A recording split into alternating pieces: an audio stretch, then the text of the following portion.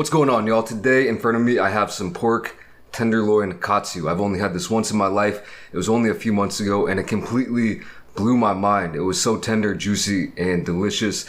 The feel in the mouth was just incredible. And I even asked the waiter, like, did you sous vide this or what's the deal here? And he was like, nah. So I was like, all right. But anyway, I've been thinking about it ever since. I finally found a spot that looks like they had some good stuff, good reviews. I don't know, it probably won't match up as well as it did the first time, but I'm still thinking it's gonna be mighty fine. It's looking really good. One of the reasons I'm very excited about this is because I feel like the pork tenderloin is an underrated or underutilized cut of meat. At least for me, I never really saw it growing up or at most restaurants I go to. So maybe you guys know about it, maybe you guys know more than me about it, but yeah, growing up we did have something called the pork tenderloin sandwich, but I looked that up and it actually uses not the tenderloin but the loin eye cut of meat, which is a tougher and bigger muscle that could be confusing because they call it a tenderloin, but this is the real tenderloin. I think it's similar muscle to the one that you would see in a cow. Breaded and crispy and hopefully juicy and tender in the inside. It's not feeling as juicy and tender as the one I had right off the bat, but you can see the grain in there is kind of like a crisscrossy type of grain, so it's not just going one way. I don't know, maybe I just pulled that out of my hat, but this was about like 15 bucks or so going to. Oh yeah, yep. Wow. So that's crazy. That's wild.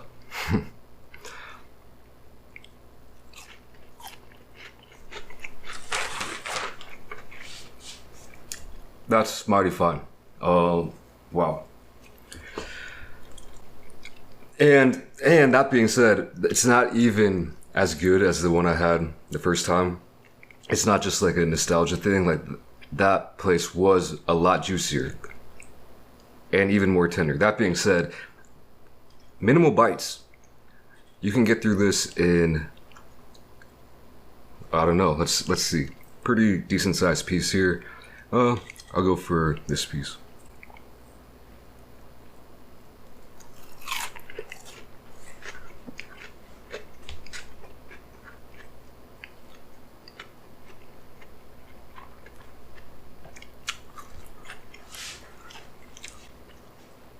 Maybe not the best example there.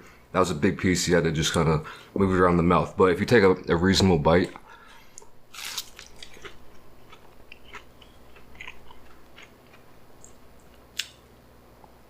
you're good in like under 10 bites. Which, for pork, a lot of times, especially since you have to cook it to a higher temperature, which that's another kind of hot topic. Some people are saying that you don't really have to cook it as high as you do. I don't know, but a lot of time traditionally you do want to cook it a little bit more than, say, beef, and that can dry it out. That can really make it less tender.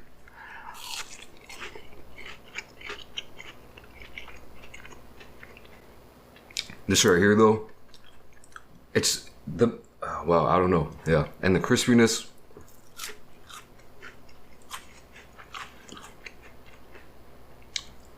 This, maybe just because I love the tenderloin cut of beef as well, which is drawing me toward this, but this is, like I said, mighty fine.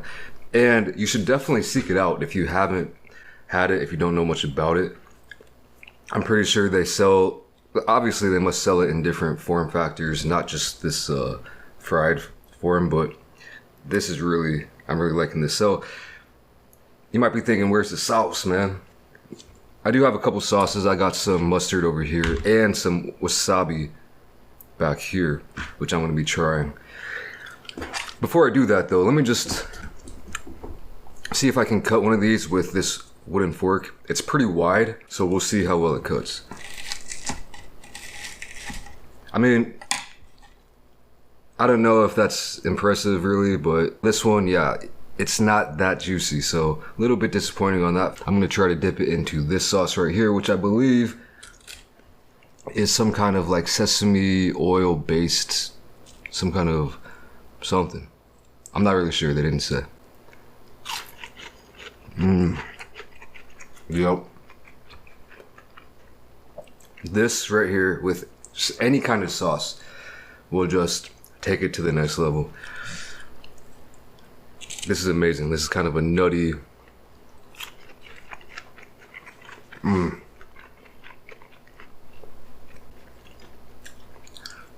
I don't really know what this is. Kind of I think some kind of like sesame sauce, I'm gonna say. This one right here, I think is some kind of more traditional tonkatsu sauce.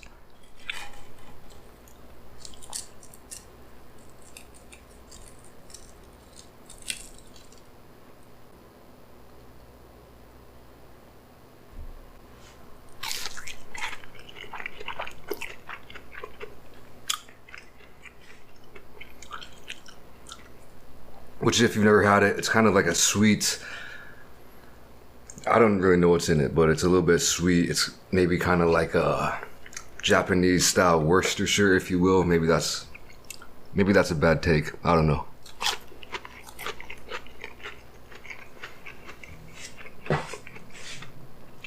But mighty fine.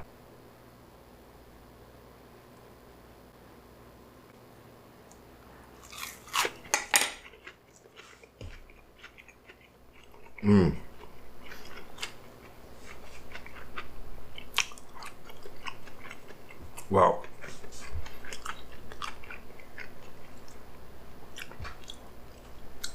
I think a combination with wasabi and maybe a little bit of this sauce would be really good. I only have a couple more left. You know I gotta try some mustard because I just love the combination of mustard and pork.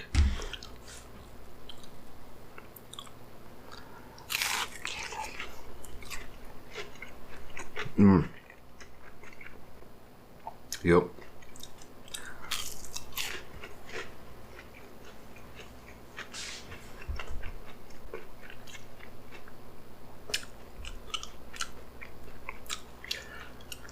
Some good stuff right there. All right. One more piece left. I'm not really sure how I want to eat this one. What do you think, y'all? A little bit of everything, just the death mix. Might have to.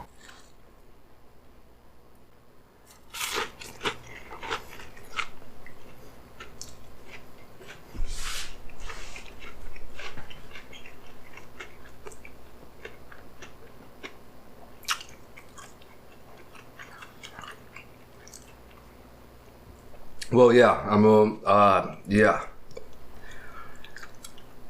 Go out and find you a pork tenderloin and try it. You don't be scared. You know, I don't want to give any false info, but don't be scared to cook it a little bit under the USDA recommended, whatever. I think new studies have actually come out and said certain cuts of pork, you can cook them to, I think, 145. Again, I ain't no scientist, so whatever. That was really good. Definitely gonna be eating it again. You might be saying, well, yeah, I mean, you can make ribs and pulled pork super juicy and tender. Very true. It takes a long time though. I've been kind of dabbling in that a little bit lately, and it takes hours to get it really good. So the fact that you can just like fry this up, deep fry it, and get like a really tender, meaty bite of pork that you're not chewing is just really cool in my opinion. Tastes good as well. And yeah, so that's about it for this video. Hope you guys enjoyed it. Thank you for watching. I'll catch you in the next one. Peace.